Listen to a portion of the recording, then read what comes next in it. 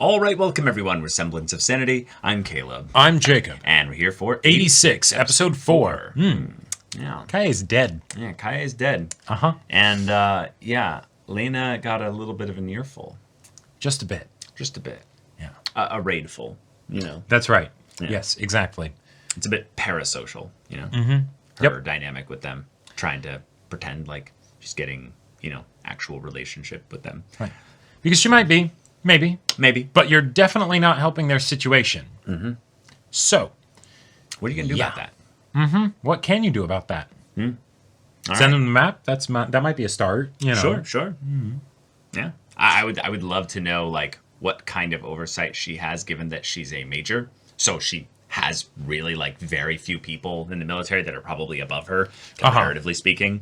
But maybe in her peers and stuff like that, she's actually one of the more, like, kind of middle ranks and stuff like that, especially if she just has free access to a general. So yeah, right. youngest major, but she did get assigned to this position. So yeah, I mean, that's might how not it have works. been a boon.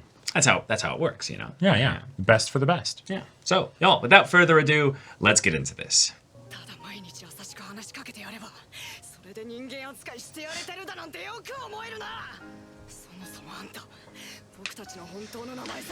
Nope. I'm really glad they're bringing that up. Teo. Oh.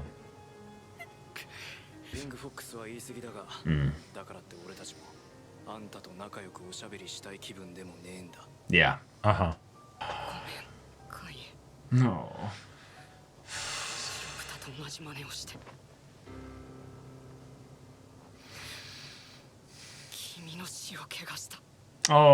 Oh. Ouch. Oh. All right.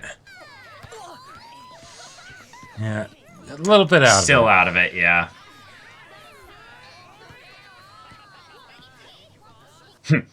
Wow.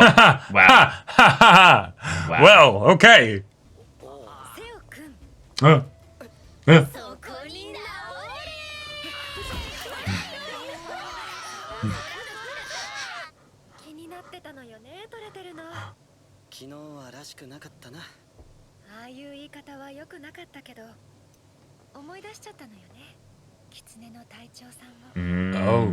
だって羨ましいもの。セオ君はそういう人に会えたんだから。いきなり何？そうやって大切に覚えていられる人でしょ。隊長だったらなんて言ったかな。あのハンドラーに。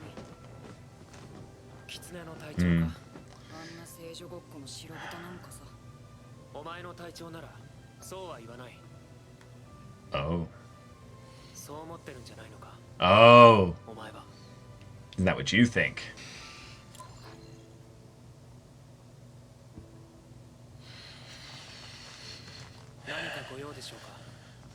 Well, she's persistent. Yeah. じゃあどうしたら許せるわけ？86に行って彼らと一緒に戦う？できっこないでしょ。今のレーナがすべきことは自分を甘やかすことよ。もうたかが名前聞かなかったぐらいで何よ。だいたい名前なんて知る必要ないじゃない。 Now she's maybe getting a bit more upset because it might be making her think about things. 名前はその人そのものよ。それを私は踏みにじって。 Shows that you're a person. 彼らを人間として扱っていなかった。今回のことはいい機会よ。これ以上深入りしない方がいいわ。Ooh. It is. 彼らを拒絶してばっかり何もできないからよ。 That was so fast. Yep.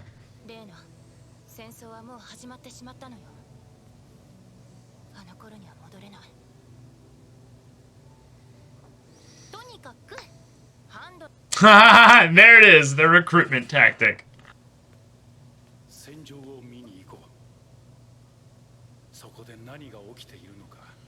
Is that how her dad died? Yeah, because why would she have actually been in shit. contact with a processor? Uh-huh. Yeah, because she wouldn't have had these, like, these shit. thoughts on her own. She Oh, would have had to have shit. been taught this. Yeah, there's a camp right there.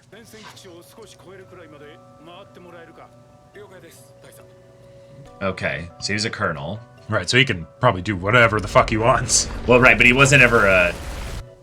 Oh, okay. お父様が最後に連れて行ってくれた。Mm. 86の戦場。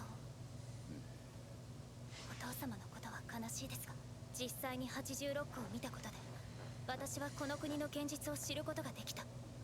共和国が捨ててしまった理想を抱くことができた。正義感を持った人間が敵の攻撃で命を落としたことは I don't know. I wouldn't be surprised if the 非常に残念に思っている。 the little accident was coordinated. Maybe. あいつは自覚していなかったのだ。どれほど平等を語っても、所詮は一言。 Ooh. 死ぬのは86だけだと Ooh.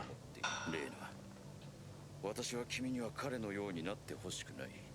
And yet this has Dead only been or going on for 9 reckless, years. and- Well, yeah. Because of your ideals. Uh-huh. 君にはこの国の現状を身をもって感じてほしかったところもある。だが無理はしなくていい。いえ、私はこれからも So she can quit at any time she 我が wants. 共和国の国旗が示すものは現実を見ろ。そんな美しいものは共和国にはない。理想というのは手が届かないほど高いから理想というのだよ。 Sure. 届かないと知りながらなお追い続けるのは愚かで卑怯なことだとは思わないかね。 That's why we have them, to seek them out. But that's the thing, if they're unattainable, isn't that hypocrisy? あなたはその役目に向いていない。 Nope. 後悔する前に死にたくない。何かご用でしょうか、ハンドラー1。アンダーテイカー、今よろしいでしょうか。私はレーナ、ブラディレーナ・ミリーゼと言います。こんな今更ですけれども、 What's your name? あなたたちの名前を教えていただけませんか。 不可能なことをしなかったと責められたから。 We need you to still be an effective handler.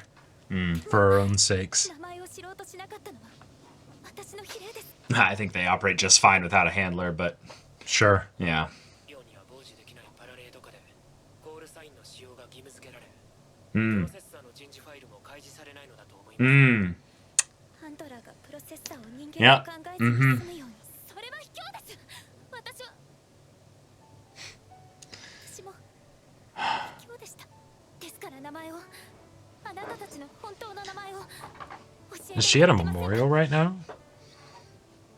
It's what? A memorial? Yeah, cemetery. Yeah. So we're cemetery, yeah. カイエ・タニアです。 Kai 副 Tanya. 長のベアボルフが来電手がラフィング・フォックス、セオト・リッカー、ス Oh, ノーウィッチ、アンジュ・エマ。 I wish they'd kept it all like so we could hear it. Right. Yeah. Yeah, that's a lot of names to... Mm-hmm. では、以後ミリーゼ少佐とお呼びいたします。よろしいでしょうか。はい、 Yeah. I don't want to be on a first name basis with you. AT6 には墓がありませんので、最初の舞台で他の奴らと約束したんです。 Mm. 死んだ奴の名前を A そい club つの notes. 機体の破片に刻んで生き残った奴が持っていよう。その時は俺が最後で、今までずっとそうでした。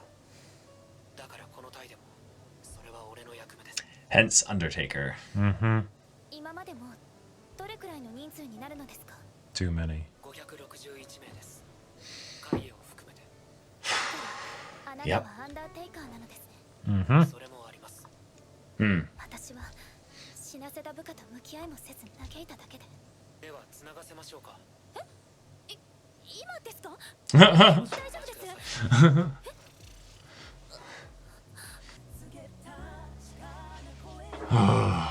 Okay.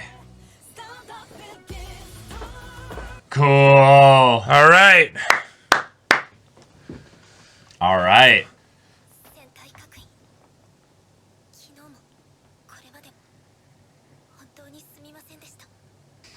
それでももしまだ答えてもらえるなら、今からでも名前を。いや、もうシンから聞いてるんでしょ。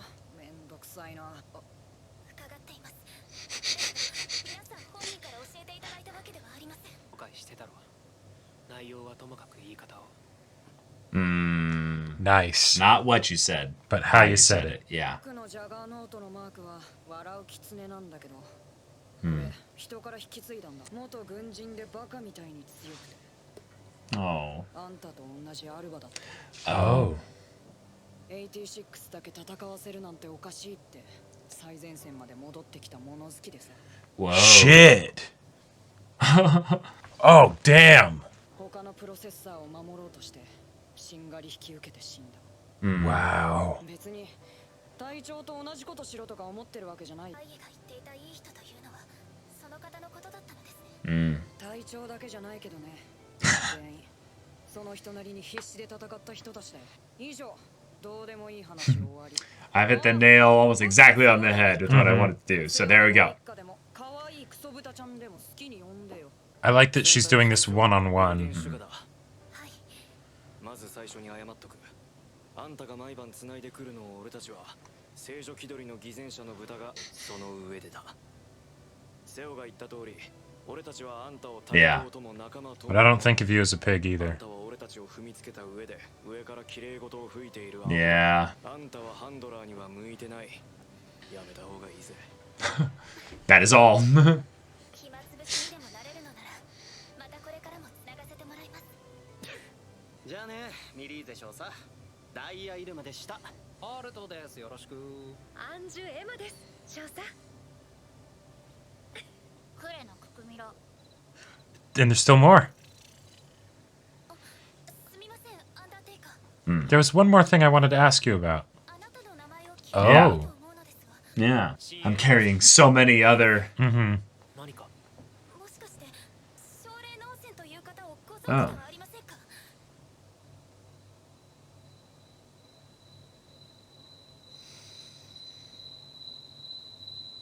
兄です。 Oh.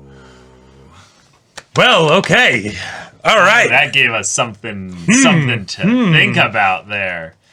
All right. Okay. Interesting. Another Another fantastic episode. Yeah, not focusing on the action, getting Nope. us to basically have a in-universe reason for us to get to know the cast a little bit better, not Yep. just from the standpoint of characterization, but also getting to know their names. Yeah. The fact that when you're in the military, there's a lot of dehumanization that can happen, even if you don't have a racially, segregated and just Yep. treated as livestock Hell, military. of, even like, among the slave soldiers, squad, basically. of needing to be like, maybe, oh, I don't want to think about the fact that any of us could die, so we still will very much use our not actual names while we're out in the field.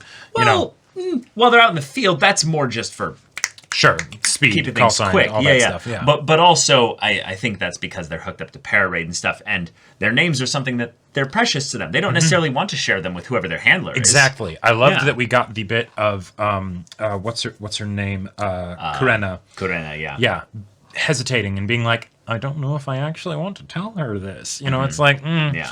And the fact that, oh no, Shin already told Lena their names before then, but she's still going to ask them individually. Yes. That was wonderful. That was That's very wonderful. good. Yep. Yeah. I think that they're doing a lot to really bring Lena into a perspective where it's easy to empathize with her. But it is a situation where it's very easy to empathize with the 86 and thus see from their perspective that, no, they don't really care too much about you. Right. They're still Lena, still going to call you the white pig and all of that stuff. Right. That's not going to change. But well, they'll be honest with you about that. Yeah, and maybe they just won't. Maybe they won't do it as much to your face anymore. Right. Well, that's one of the things that I think is a fun little emergent behavior of the fact that they decided to tell her. Before, they didn't do it in front of her because they wanted to keep it a secret, right? She could theoretically get them killed, right? So it's in their best interest. Yeah. Now that they've told her that they would call her that kind of stuff, theoretically, there's no reason for them to not call her that to her face and continue to do so. Because if she can handle it, then she can handle it, Right. But if they don't, then maybe that's because they're like, okay, maybe we don't entirely want to call her that. If we use it as like a cathartic thing to, vent our frustrations at the system, sure, but maybe she doesn't need to see that, Yeah. Or Or hear that. Right.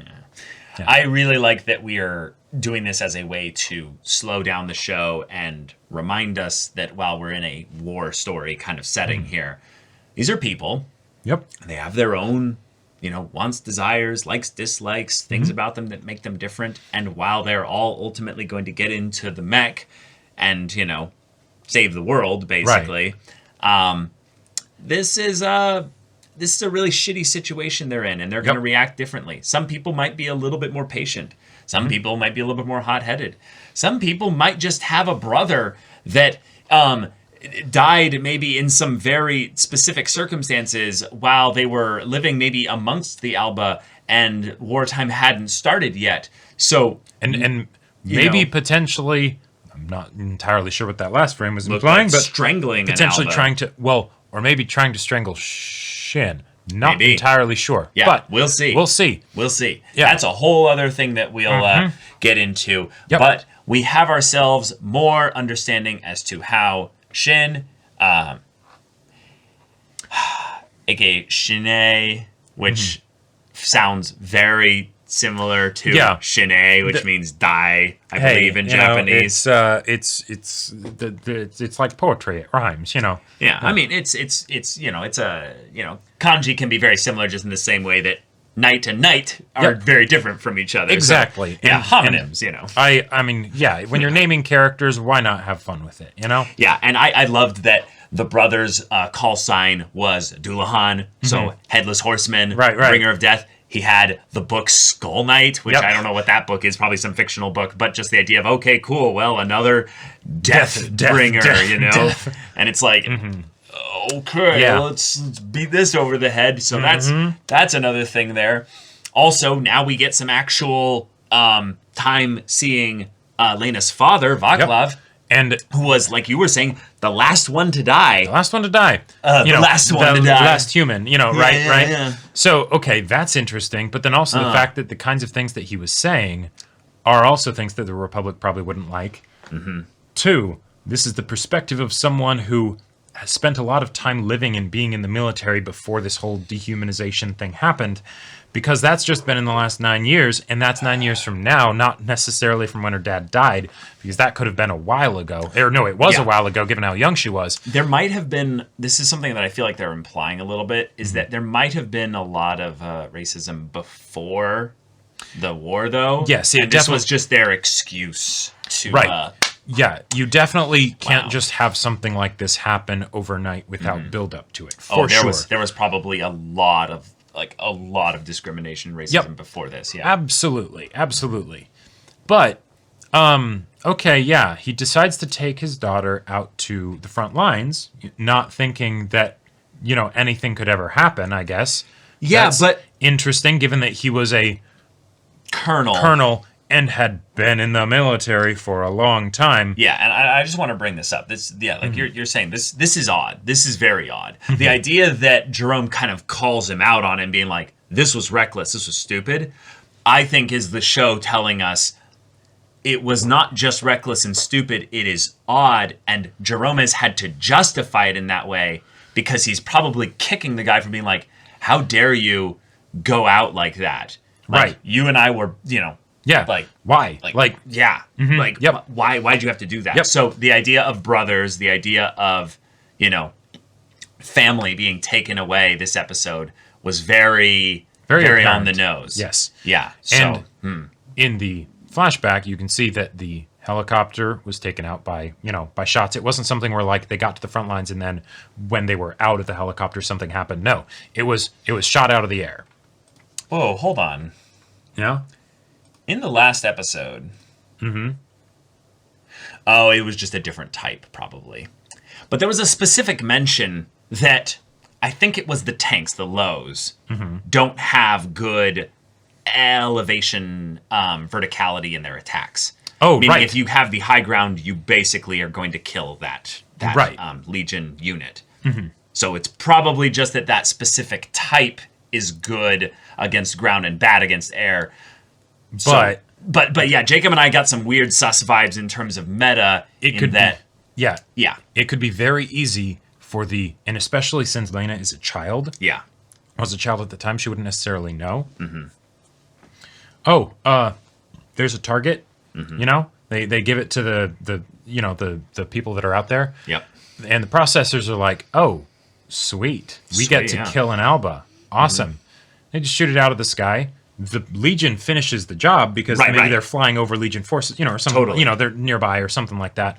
But the fact that her dad died, her dad was the last person to die because of his decision to go out there, but then he also had these philosophies and stuff that the Republic wouldn't like. Yeah. That seems very on the nose. So there's three things that I think we probably thought a little bit about thus far. First one is that it was a hit ordered by the Republic to clean him out. Right. That's, I think, the most boring and simple one, and also I think it's the least likely. Oh, Second one is this is an unfortunate accident and has defined a lot of who Lena is. is. And then it's just a question of whether or not the father knew that was a potential thing, and he was trying to save his daughter by potentially risking his own life in exchange for that. That's a really ridiculous theory, but it's potential. I think it's slightly more possible than the other theory, because there's kind of two variants of it. It's did he intend for this to happen, or did he not intend for this to happen? Either way, he definitely ran the risk, Yeah, he intended for sure for Lena to get the lesson that would be achieved by going to the front lines. Yes. Right? Cool. She was old enough to remember this. Yeah. Yeah. And given that even now she's thinking, I'm not. I'll never forget that. Yeah, I'll never forget that. I'm not glad that my father died, but I'm glad I had that experience, right? That I got to see what it was like out there. Right. Cool. Now, that's its own thing. The other theory is that he's not dead, and this is one that I think is very much on the table. I think it's very much on the table. Meta wise, there's a couple things that I feel like are very it's very tried and true for these kinds of stories. Okay. Is that if we are in a situation where within this episode we mention multiple kinds of family related reactions to death, basically. That was kind of a very running thing this episode here. There's a main character here that carries the dead with them, almost like they're not really dead. Sure. And a lot of the other characters... shenanigans, probably. Well, no, I'm just meaning also the actual trauma of the emotion of that death and what it caused for them. People don't react positively to death, necessarily. Right. So sorry, just let me run through with this here. Okay. Then we have Lena, who in some ways was there was an element of bolstering her resolve in this philosophy and what have you because of her father's death. Right. She has the pain associated with it, but it has changed her. That is something that meta-wise is quite often the play of a parental figure to control and or define a little bit of their child. So it's I needed to teach you the way the world works, so I put you through a really traumatic, intense experience to do that. And making her think her father was dead is totally one of those things that I would put out there. Yeah, I feel like I don't think that she would have survived if her father, a colonel, died, unless it was a very tragic, very obvious thing of him his body being draped over her and the bots scan him and are okay, cool, dead, moving on, and thus then be confirmed in this way. But the way that they showed this, we didn't see him actually die in our first little flashback of his death. I think that's a theory that is on the table in a very real way. Not necessarily as much as the variant of the second theory, which is he didn't intend for this to happen. He went out here to teach her something, and it was just an unfortunate accident. Yeah. The how she survived, I think, is something that it would make sense for us to get more perspective on at some point, because given that she had the impactful interaction with that one other processor that told her the things, right? And that's where a lot of her previous philosophy had been based off of. Yeah. I'm guessing that was probably a processor that saved her, where the helicopter gets shot down, the Legion is there and everything, and then some processors come and fight them off and get her out of there, right? Totally. And her dad doesn't make it, dead on impact or something like that. Yeah. But the idea that the Legion could have theoretically shot down the helicopter is interesting to me, because that would seem to point at the idea that they actually got behind processor lines in order to shoot down the helicopter. I don't think so. No, I think No? it's just they just didn't have a lot of luck in that there was an attack of the Legion in that time, and Well- they just got caught up. Well, this is why I'm thinking this. If you have city, right, Republic, you have 86 outside that, keeping the Legion from, getting the Republic. And it's most likely probably on one side. They're not probably entirely Sure, surrounded. right. 'Cause Either he said we're going to the forward operating base. Sure, right. Yeah, that simplifies it, right? Right. Republic, 86 Territory, yeah. Right, and then Legion. If you go from here to here, why would you end up running into Legion that are over here? No, I think it's very straightforward. They went to the forward operating base, and it just got attacked when they were there. They went to literally the most furthest away from right. the Republic base. Right, and that explains why there would be any Legion potentially there. Right. But as far as they were shot en route while they were Not necessarily. No, I'm just saying they were shot in the helicopter. All it means necessarily is that they theoretically. could have been literally running away when the forward operating base gets overrun by Legion, and while they're trying to fly away in the helicopter, it gets shot down. Sure. I don't think that we can definitively say that they were shot en route. That's more of that's why it would look like the first theory that I was talking about, where it's this Right. was a hit ordered Right, by the Republic. They saw the Legion coming and just sort of maybe let them get into a position where they would attack the helicopter Right, that's coming or something the like that. 86 that were out there, the squads basically, were given like you were saying, some kind of a tip to, Right. And theoretically, happen, the 86 might not have even known about it. It's just, move in this particular way. The handler's like, Legion coming, intercept, and that, whatever. Yeah, I feel like that is a very counterproductive idea to a culture that has military police. If you wanted to get rid of a person that you didn't like and you run a military state like this, you don't need to cover it up. You run a military dictatorship. Just go and black bag him in the middle of the night and just say that, he had crimes committed against the state, and Right. this is the classic, thing where treason, suddenly there you go. we looked in his hard drive and he had insert things that would be TOS on YouTube things were found on his Sure. his computer or what have you. It's Or treasonous things. Or yeah, whatever. exactly. Yeah. It's like that. There you go. That you don't need to have it be a hit. That's why I think the hit thing is the lowest of these theories. Okay. It's most likely some kind of variant of he did a reckless thing, and Right. whether or not On that paper, was what was intentional. told to us. Right. Yeah. On paper, what was told to us was probably the simplest thing. I think meta-wise, though, there is a very real possibility that he's alive, mostly because in sci-fis that potentially have a blend of the fantastical being kind of teased here with the idea of, AI or brain technology kind of people Right. beyond death kind of thing. That goes into the fantastical, Yeah, even though sci-fi is kind of a, Right.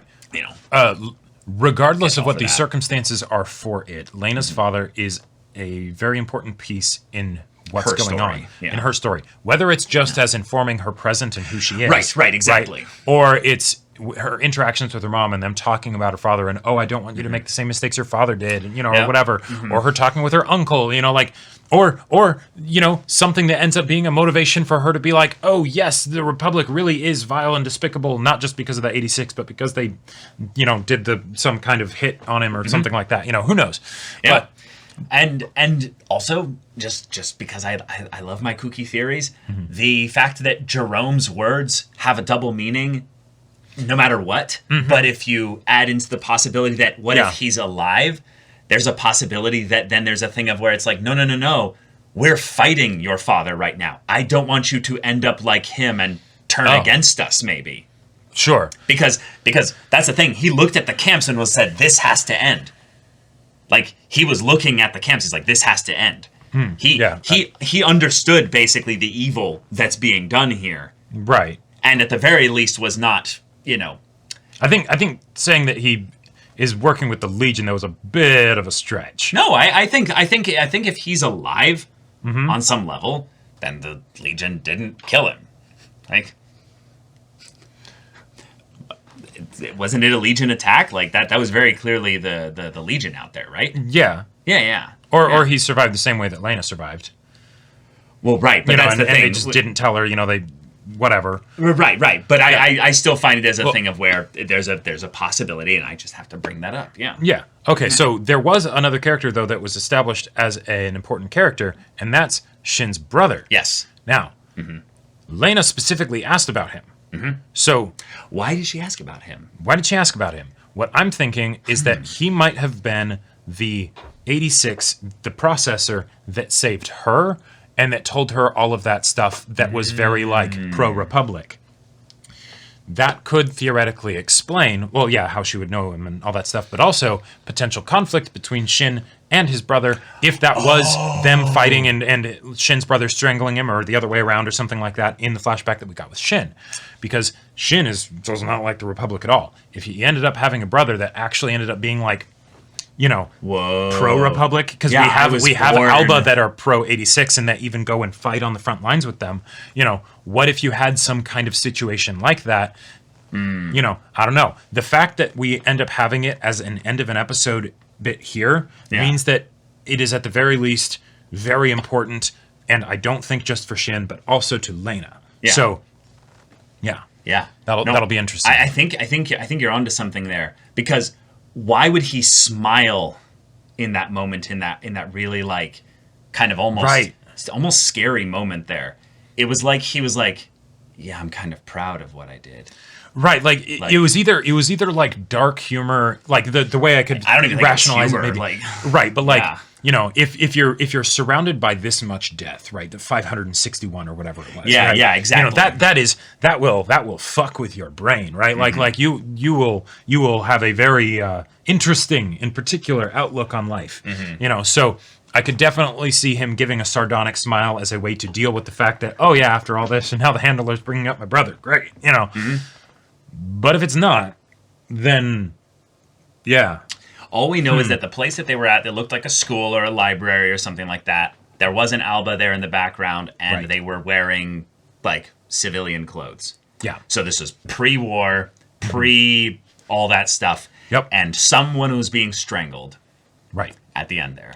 And that was his memories. So at the very least, he's either lying on the ground next to the person being strangled, or it's just an off view of it because he's the one either being strangled or strangling and doesn't want to remember what it looked like to be a part of that incident. It was very intentional that was the last thing we see, and we only see a tiny bit of it before then the flashback, the remembering stops. And also, I loved the black scratch marks over the eyes to almost be like, I erased you out of my life. Yep. That is not a thing of sadness necessarily. I would say it's more along the lines of some kind of what's contempt, or at the very least, potentially even hatred, or to go into the like milder minimum, you know. Ooh, yeah. Is that this is a level of trauma that even Shin is not able to deal with, and yet he has dealt with 561 deaths. Now, if his brother was like, say, the first, that would definitely have some extra meaning, and also it's his brother, so there you go. But if, say, he was the one who killed him, I could see that being something that would define who he is. So, yeah. Whoa, wait a minute. If they're trying to parallel here the idea that the family members of these two main characters here and their deaths defined a bit of who they are, what's one of the defining aspects of Shin but the fact that he carries around the dead with him? Yep. What if he needed to drown out the first voice? He needed some other cacophony of voices so that the one that has been judging him for maybe the one that would or, hurt him the most. He can't hear it anymore. Sure. It's so completely doled just down. Just another voice in the river Styx. Right. Yeah. Oh, I'm really excited for this because it was a bit out of the blue, but you're right. If we think about it in the context of her talking about a processor that saved her. Yeah, like, because other than that, I don't think there's any potential connection point beyond just the, hey, I want to get to know you, and it would make sense in a situation where the 86 are, you know, held in camps and things like that, you just have an older sibling, goes into the whole military thing before you, dies or something happens or whatever, you know. But if it's not just the vanilla surface level basic kind of interpretation, Yeah. there's a lot of interesting things that can come from that. Yeah. But- And this is all just on the backdrop of the episode where we get them sharing their names Yep. and apologizing and all that stuff. Yeah, and- starting in some ways from zero, but also acknowledging that, hey, by the way, we are still you're still operating on a negative social link with like all of us. Exactly. So you don't get like to actually start from zero. Right. You have to Yeah, you're you still have to kind of you're still our handler, and we Yeah, do yeah. not like you. yeah, you're not a comrade, you're not a friend. We don't care about you. I gotta But, say though, yeah. I think potentially my favorite line from this Ooh, episode yeah. What was that? Shin talking to Teo and being like, "Hey, even if you meant what you said, you even if you don't regret what you said, you probably regret saying it like that." Yeah. It's not what you said, it's how you said it. Right. Yeah. Yeah, Right. like that. I was just like, "Ooh, that's good." And also the stuff with Lena's friend Henrietta, yeah. that was great. Like I like seeing the other person in her life that is kind of her tether to this world of the Republic, and the way she processes it and deals with it, and is like, hey, just don't come with me to R&D, Yeah, it was the parallel to the Teo Shin conversation. Right. And in some ways, I love whenever they use framing to show characters being separated by the scenery that is that is on our point of view, so they're behind it. But each of them were in these barred window frames, almost With like the they're pillar in between them. with their pillar in between them. So she's basically not wanting to go to her side of the frame here, where the cage, of the cage where she starts, but Right. she's still within a cage. Right. And Exactly. it's I can't I can't get out, but at the very least I don't have to be sitting with you eating pudding while I'm doing that. I can do something. I can acknowledge that this is fucked up and see if there's a way out of this cage. Right. But I can make a lot of noise in the cage. Sure. And that's a good start. And I liked the talk about ideals being something where it's like, well, why seek ideals if they're unattainable? And it's like, well, that's interesting, because was that Jerome that kind of brought that up? I believe so. Yeah, because he's Yeah. like, the Republic. Like, you kidding? They don't stand. Yeah. They don't actually have any of the things that they stand for Right. in there. That's I- why they're there. Right. I also see all the shit that you see. Right. Like, Yeah, they show the alcohol and trash and cigarettes and what have you in the fountains, Right. waters, to show that it's like, no, the water's dirty. yeah. There's nothing pure about this. There's Right. nothing, free about this. And yet they go about their daily lives as if it does not affect them at all, because in a lot of ways it just doesn't. So, Yeah, they have Yeah. that luxury. yeah. So, okay. This is good world building, good character building, and really fun random ED image kind of split in the episode, which is a kind of a cool, like, I guess, directing choice to have us shift perspective back over to the other side, whichever was the, from whatever was the previous one. So, okay. Yeah. And the new song is great too. And the song was great too. Yeah. But all right. Okay. That's it. Another episode. Yes. Y'all, thank you so much for watching this episode's reaction and discussion. If you want to see the next episode's reaction and discussion right now, though, go check out the link in the description below for our Patreon. You can get an early access there. You can watch full-length timer reactions there, and all this comes with Discord access, so you can chat with us in the community there about this show, about anime in general, and also be sure to check out our Twitch channel. We stream every weekday. The info's in the description. Yeah, so if any of that interests you, we'll see you there. But until then, we're Semblance of Sanity. I'm Caleb, I'm Jacob. and we'll see you all Next time.